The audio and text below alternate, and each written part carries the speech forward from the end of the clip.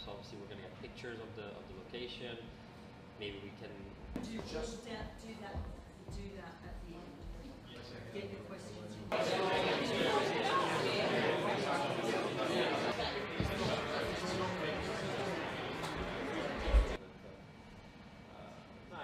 think they love it, you know.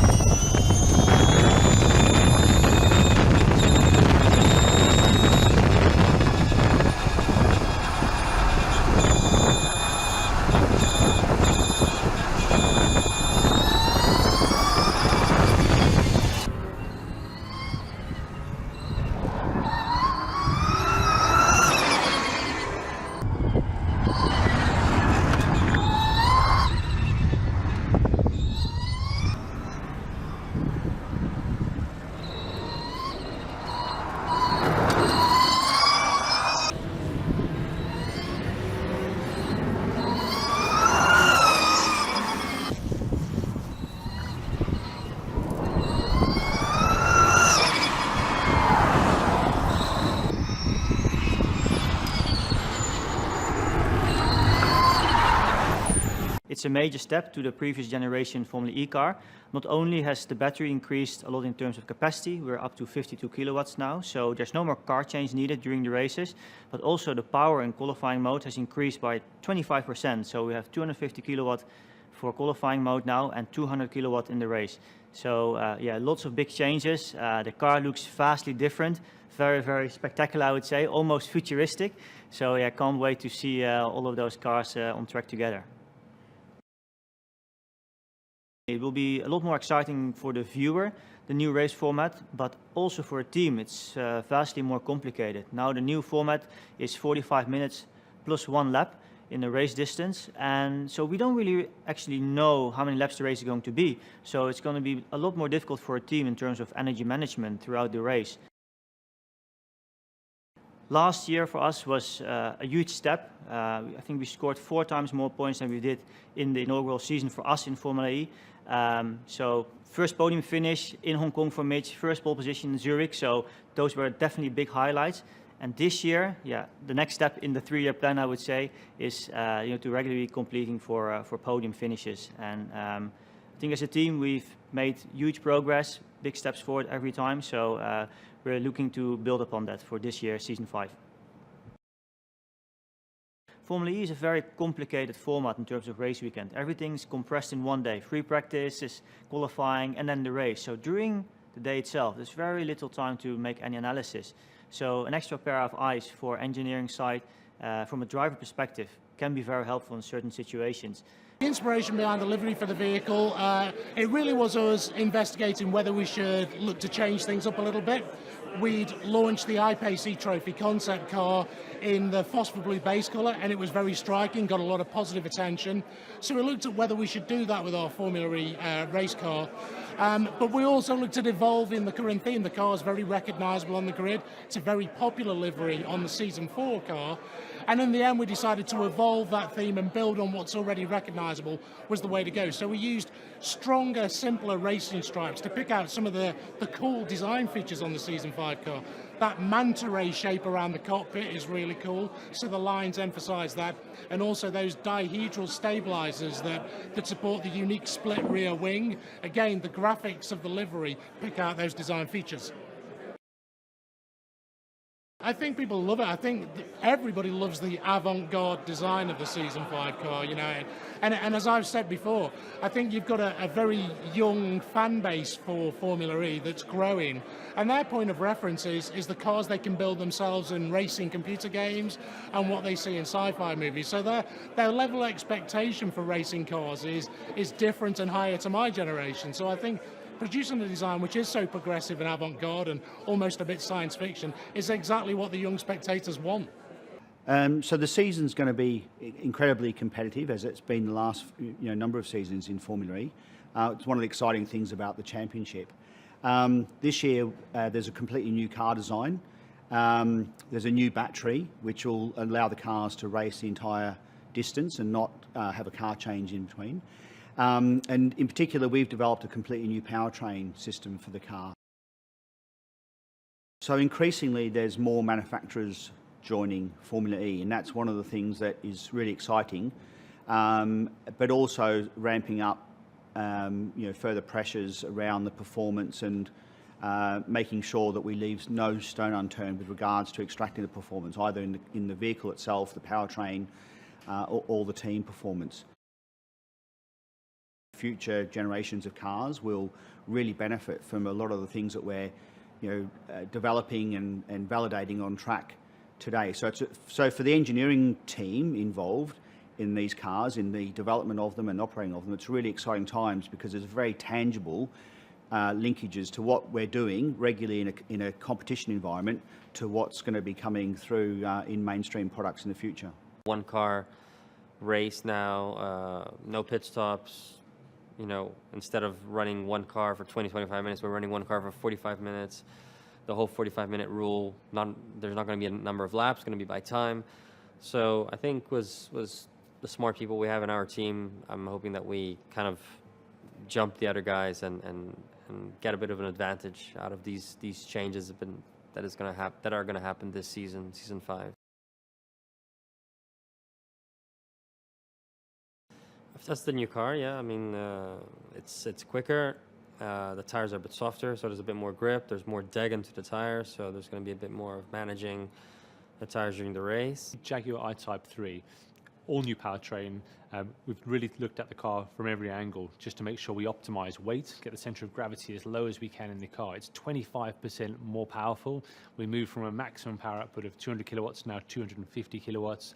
But at the same time, from a powertrain point of view, not increasing the weight and really trying to make the car as dynamically capable as possible. So a real challenge as we've gone into the new regulations with what, as you can see behind me, is a new Generation 2 Formula E car, so visually incredibly different. The big step change also is the battery. We now have the new Generation 2 battery, which has 85% more usable energy, which means gone are the pit stops. So the famous kind of car change in Formula E is now gone because we have one car that can last the complete race distance. And that's really a big step forward in battery technology and also gives us that extra performance, extra 50 kilowatts of performance from the powertrain. So in conjunction with the battery, our all-new powertrain to maximize the range and the performance from that, yeah, it looks like a really exciting prospect ahead for us. Yeah, it's fantastic in a short space of time just to see the growth that Formula E is experiencing, the new competitors that are joining, and just the quality of entrants that are coming into this championship. So the likes of Nissan and BMW joining, ourselves, Audi, and all the others already in the championship means it's a really tantalizing prospect. And I think what is exciting is, from a future point of view, the quality of manufacturers, the quality of drivers in Formula E. The racing is only going to get better, and the evolution of this technology is only going to become faster as well.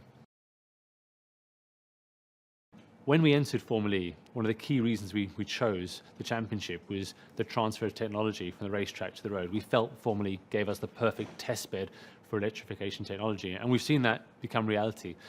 It's a perfect proving ground for whether it's optimizing performance of the battery, optimizing performance of the powertrain, reducing the weight, managing the temperature of the powertrain. These are all incredibly important elements which ultimately have real transfer to make better production cars for our consumers to drive. For Season 5, we introduced the Jaguar I-TYPE E-Trophy. It's become the main support championship for ABB FIA Formula E. Really exciting addition for Formula E. It's never had a support series before. And we were fortunate by launching the new Jaguar I-TYPE. We had a road car we could turn into a race car. So up to 20 identical specification Jaguar I-TYPE E-Trophy racing cars, racing in 10 cities around the world. We're really excited to do this, and it's a world first. No one's ever produced a production battery electric racing car. So a car you can buy in the showroom, you can now race on the track as well. And it's a huge step for us at Jaguar, but also a huge step for Formula E. And I think it's going to add not only an additional element for fans to see on the day, but it will without a doubt create some fantastic racing. And we're really looking forward to seeing a full grid of cars racing around the world. Our goals are quite high actually. We've been working really hard. We made big steps forward from our first year to second year. So coming to our third season, I'm hoping to, obviously improve on that. We got a podium last year, pole position, but I feel like we missed a few opportunities. So I'm hoping to sort of redeem ourselves this year and hopefully get a few wins and be battling for the championship. Yeah, obviously the biggest difference is, the whole car is different between the I-Type 2 and I-Type 3. Whole new battery, whole new look for Formula E, a new identity for Formula E, which will sort of, have a unique look for the series. Obviously the biggest difference is obviously the battery life and the performance from the battery. We've got up another 50 kilowatts in terms of outright power, more torque, and obviously the volume of the battery is almost doubled, so that's really, really impressive to see.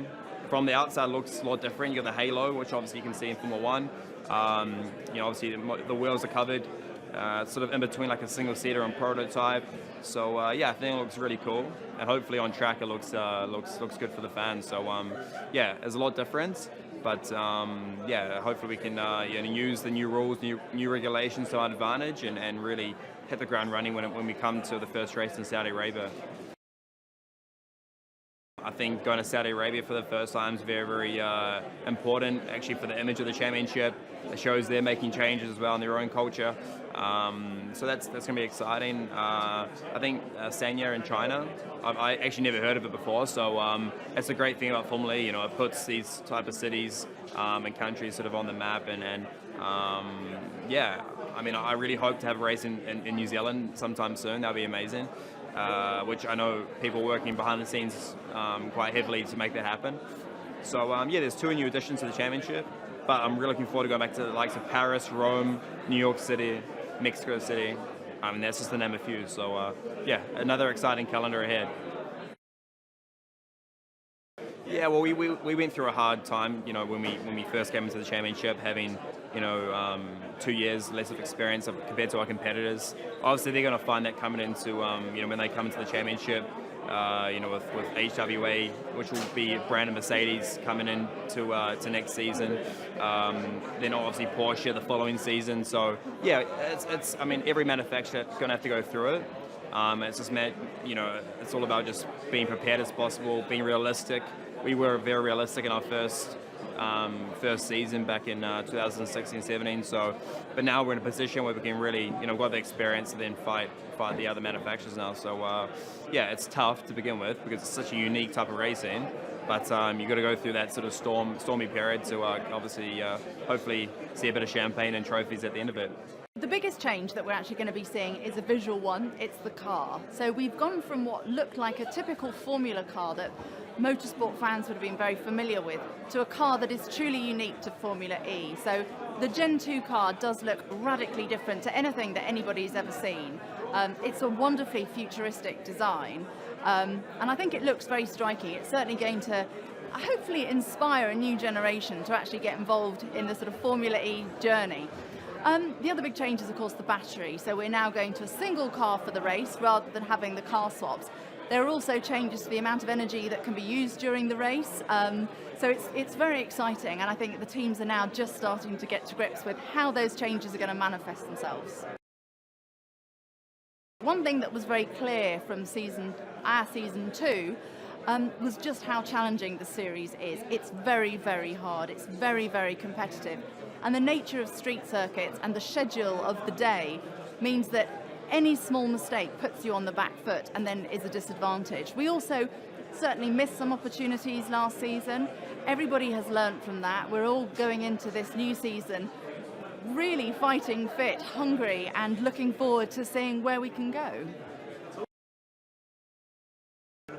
I think if Formula One denied the fact that they don't look at Formula E as a platform for where motorsport should be going, they would be lying. We know that this is very much the future of mobility. It is answering an awful lot of the questions about our future mobility as well. Formula One as a sport most certainly has its place, but comparing the two are like comparing apples and pears.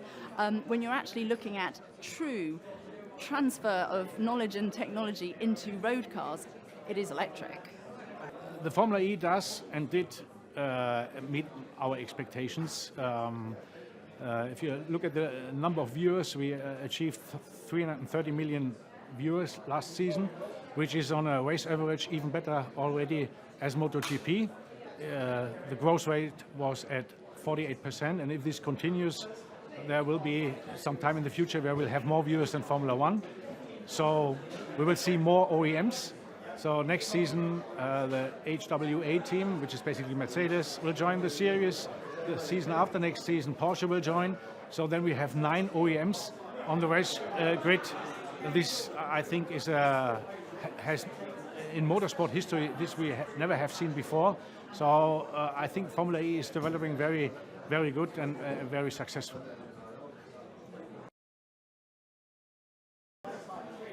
As we all know, Jaguar has launched the first all-new, all-electric I-PACE this year. Of course, the question was how to promote this car in a very interesting and involving way. And for a motorsports company like Jaguar, it was obvious to put the car on the racetrack to show its capabilities, its technology, and its sustainability. And this is exactly what we did. And E-Trophy is a support race for Formula E, so it's exactly the stage the car deserves. And we are expecting interesting, exciting races with a full grid. James Barkley, the team principal, was saying that year on year they're getting better and better, and they're getting more experience in electric motor racing. And I think this year with a brand new car, lots of brand new bits and pieces on it, and the majority of the car, the technology, is actually built in-house. So there's no excuses this year. I think this is where Jaguar really make a statement. I think motor racing fans as a whole have to grasp the fact that Formula E is innovative. It's not stuck in the past, it's moving forward constantly, and it's not embarrassed to try new things. And I think that's what motor racing fans have to embrace, is that Formula E is brand new. We're only in our, 4th season we've just finished. We're about to go in the 5th. So let's try new things, and we're not going to be racing against a lap count. We're going to be racing against the clock. So each team has to do 45 minutes, then 1 lap, which I would imagine means that all the mathematicians within the teams, because Formula E is all about preserving energy and how much energy you use, how much energy you waste and regen, I think the mathematicians and their algorithms are going to be going bonkers this season. Thank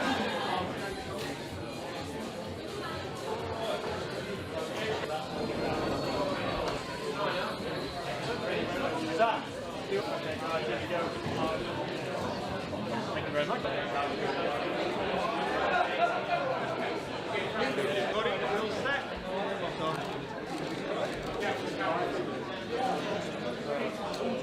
All right.